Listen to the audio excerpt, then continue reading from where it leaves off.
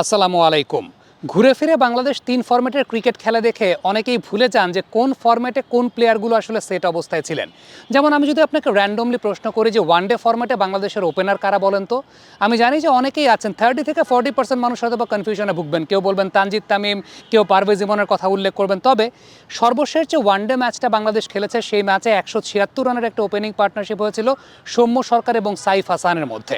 So আমরা ধরে নিতে পারি যে ওয়ানডে ফরম্যাটে আমাদের ওপেনিং কম্বিনেশনটা কিন্তু সেট করাই আছে এবং সেটা সৌম্য সরকার এবং সাইফ হাসান। তবে এই জায়গায় আমাদের বেশ কিছু ঘাটতির জায়গাও আছে, সেগুলো কিন্তু মাথায় রাখতে হবে। সেই সঙ্গে আরেকটা খুব ইম্পর্টেন্ট বিষয়, সেটা হচ্ছে আমাদের বিকল্প ওপেনারও রেডি রাখতে হবে।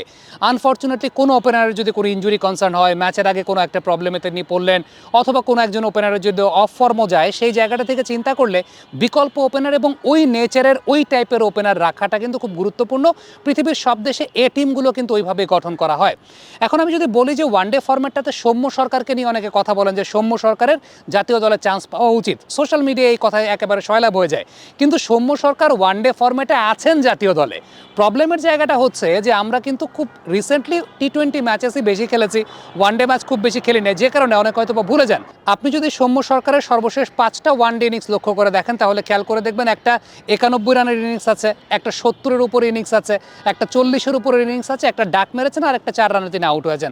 তার মানে একটা বিষয় উল্লেখযোগ্য, সর্বশেষ 5টা ওয়ানডে ইনিংসের মধ্যে সৌম্য সরকার কিন্তু 3টা ওয়ানডে ইনিংসেই একটাতে 40-এর উপরে, একটা 70-এর উপরে, একটাতে 90-এর উপরে। অর্থাৎ এই জায়গাটায় কিন্তু কোনো সন্দেহ নাই যে সৌম্য সরকার বাংলাদেশের ওয়ানডে ফরম্যাটে এই মুহূর্তে ওপেনিং চয়েস যদি আপনি চিন্তা করেন। সর্বশেষ ম্যাচে 176 রানের পার্টনারশিপের অংশীদার, সেখানে 91 রান করেছেন। ডেফিনেটলি তিনি আমাদের এই মুহূর্তে বেস্ট ওপেনার ওয়ানডে ফরম্যাটে, নো ডাউট অ্যাবাউট দ্যাট। এবং সৌম্য এই মুহূর্তে তার ক্যারিয়ারের অন্যতম সেরা টাচেও আছেন, সেটা বলতে হবে। আমরা লাস্ট এনসিএল থেকে দেখছিলাম যে সৌম্য সরকার কিন্তু ঠিক এই মুহূর্তে তার ব্যাটিংয়ের অন্যতম সেরা শেপে আছেন।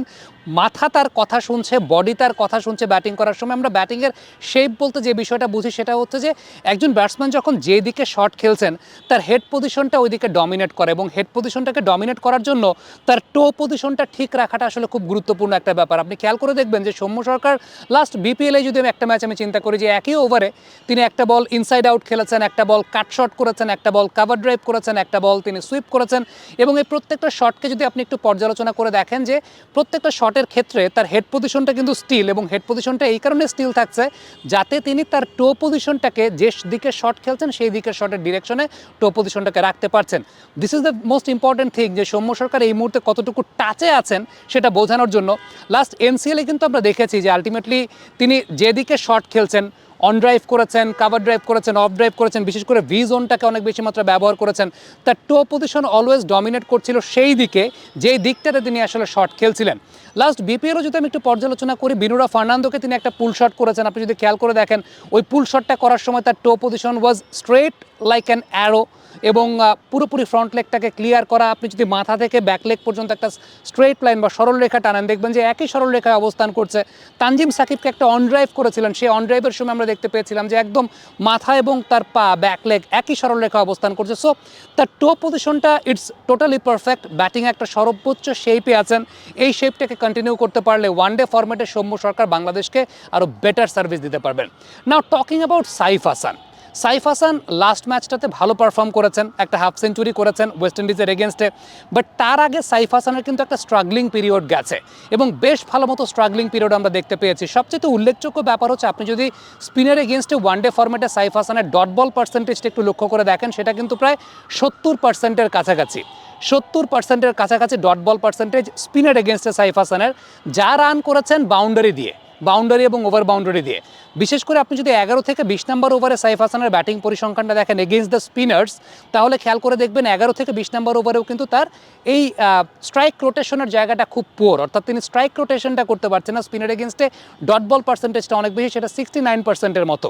সো এই জায়গাটাই সবচেয়ে ইম্পর্টেন্ট। হ্যাঁ, টি-20 ক্রিকেট যখন খেলছেন তখন যে বিষয়টা ঘটছে সেটা হচ্ছে যেহেতু সবসময় মারতেই হয়, টি-20 ক্রিকেটে মারতেই হয়, শর্টস খেলতে হয়, সেখানে বাউন্ডারি দিয়ে ডিল করতে হয়। একটা 30-40 রানের ইনিংস আসলে অনেক বড় ব্যাপার, কিন্তু ওয়ানডে ফরম্যাটটাতে আপনাকে কিন্তু সেটেল করতে হয়। ওয়ানডে ফরম্যাটটাতে আপনার সবচেয়ে ইম্পর্টেন্ট যে ব্যাপারটা গিয়ে দাঁড়ায় সেটা হচ্ছে স্ট্রাইক রোটেশনের জায়গাটা, এবং সাইফের ক্ষেত্রে সবচাইতে প্রবলেমেটিক জায়গা যেটা আমার কাছে মনে হয়েছে সেটা হচ্ছে স্টাম্প করিডোরে যে বলগুলো সাইফ হাসানকে করা হয় সেই বলগুলোর এগেনস্টে সাইফ হাসানকে সবসময় দেখা গেছে হয় ডিফেন্ড করছেন না হয় মারছেন, হয় ডিফেন্ড মানে ইটস কোয়াইট বাইনারি, হয় ডিফেন্ড করছেন না হয় মারতে যাচ্ছেন। এখন ওই স্ট্রাইক রোটেশনের জায়গাটা এগেনস্ট দ্য স্পিনার যখন বল খুব স্ট্রেইট আসছে ওই সময়টাতে সাইফ হাসানের স্ট্রাইক রোটেশনের জায়গাটা কিন্তু খুবই পোর এবং ওয়ানডে ফরম্যাটের সবচেয়ে বেশি বোঝা যায় এই কারণে, কারণ ওয়ানডে ফরম্যাটে আপনি সবসময় মারতে পারবেন না। ওয়ানডে ফরম্যাটে আপনার স্ট্রাইক রোটেশনটা ইটস ভেরি ইম্পর্টেন্ট এবং এই স্ট্রাইক রোটেশনের জায়গাটায় মুশফিকুর রহিম এবং সাকিব আল হাসান সবসময় আমাদের কাছে একটা আদর্শের জায়গা। সাকিব এবং মুশফিক দুজনকে একটা বিষয় দেখা যেত, বিশেষ করে সাকিব আল হাসান এই বাহাইন্ড দ্য স্কোয়ার অর্থাৎ স্কোয়ার লেগ কিংবা ফাইন লেগ অথবা ব্যাকওয়ার্ড পয়েন্ট বা থার্ড ম্যান এই রিজনগুলো দিয়ে সিঙ্গেল অনেক বেশি মাত্রায় তিনি নিতেন, অর্থাৎ সিঙ্গেলগুলোকে ডিল করতেন এই পেছনের জোনগুলো দিয়ে। বিশেষ করে যেই বলগুলো আলটিমেটলি স্পিনাররা উইকেট করিডোরে বল করছে সাকিবকে প্রায়ই দেখা যেত স্কোয়ার লেগ অঞ্চল দিয়ে রান করছেন। মুশফিকুর রহিমকে ক্ষেত্রে যদি বলি, মুশফিকুর রহিম তো রুম তৈরি করে এক্সট্রা কাভার, রুম তৈরি করে ব্যাকওয়ার্ড পয়েন্ট এসব জায়গা দিয়ে রান করতেন, সুইপে অনেক বেশি মাত্রায় পারদর্শী ছিলেন। সো সাইফ হাসানের ক্ষেত্রে এটাই আমরা এক্সপেক্ট করতে চাই যে ওয়ানডে ফরম্যাটে যদি সাস্টেইন করতে হয়, টি-20 ক্রিকেটে সাইফ হাসানকে নিয়ে কোনো সমস্যা নেই, কারণ ওইখানে বাউন্ডারির খেলা, বাউন্ডারি দিয়ে ডিল করে তিনি রান করতে পারেন। কিন্তু ওয়ানডে ফরম্যাটটাতে যদি সাইফ হাসানকে সাস্টেইন করতে হয় তাহলে সবচেয়ে ইম্পর্টেন্ট ব্যাপার যেটা সেটা হচ্ছে যে আপনাকে স্ট্রাইক রোটেশন পলিসির দিকে অনেক বেশি মাত্রায় মনোযোগী হতে হবে এবং স্ট্রাইক রোটেশনটা অনেক বেশি মাত্রায় আপনাকে পারদর্শী হতে হবে, যেটা সাইফ হাসানের এই মুহূর্তে সত্যিকারের অর্থে আমরা একটা ল্যাকিংয়ের জায়গা দেখতে পেয়েছি। যদিও আবারও বলি, although he scored half century in the last match, but তারপরও ওই জায়গার একটা ঘাটতির জায়গা কিন্তু রয়ে গেছে। ভিডিওর শেষে ইয়াং ক্রিকেটার যারা আছেন তাদের জন্য ছোট্ট একটা টিপস, সৌম্য সরকারের যে ব্যাটিং ডিসপ্লে দেখেছেন তার মাথাটা ডমিনেট করছে, অর্থাৎ বলের কাছাকাছি মাথা যাচ্ছে এবং এক্ষেত্রে টো পজিশনটা ইটস ভেরি ইম্পর্ট্যান্ট যে টো পজিশনটাকে ঠিক রাখা।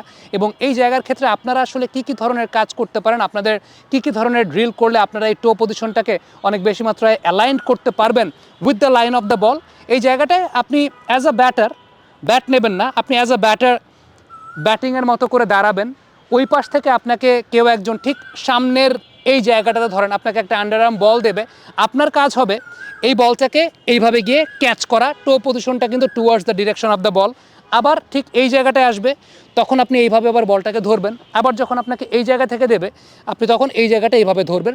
সো এই ড্রিলটা আপনি যদি বারংবার করেন আপনার কিন্তু টো পজিশন এবং মাথার পজিশন এটা অনেকাংশে ঠিক হয়ে যাবে বা আপনি অনেকাংশে কমফোর্টেবল ফিল করবেন। ঠিক এই মুহূর্তে আমাকে যদি এই পাশ থেকে দেওয়া হয় জাস্ট এই জায়গাটায় কাভারের এই পজিশনটাতে আন্ডারআর্ম একটা বল আমাকে দিব, আমি বলটা ধরবো, ঠিক আছে? যাই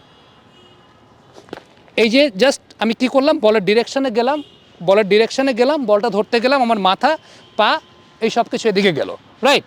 এবার আমাকে স্ট্রেট দিবা, যাও। এই যে কি করলাম, আমি বলের ডিরেকশনে গেলাম, আমি ধরলাম, আমার মাথা গেল, আমার পা গেল। এবার যে কাজটা করবো সেটা হচ্ছে ওই পাশে চলে আসো, ক্যামেরাটা মাঝখানে আসো, এবার আমাকে লেগ সাইডে আমি পাটা খুলবো, যাই। এই যে কি করলাম, আমি আমার এই পাটা খুললাম, আমি বলের দিকে মাথাটা নিলাম। সো এটা আমি তো খুব স্লো পজিশনে আপনাদেরকে দেখালাম, এই জায়গাটাই আপনাকে একদম কুইক রেসপন্স করতে হবে। এই গেলেন, এই আসলেন, এই গেলেন, এই আসলেন, এই গেলেন, এই আসলেন।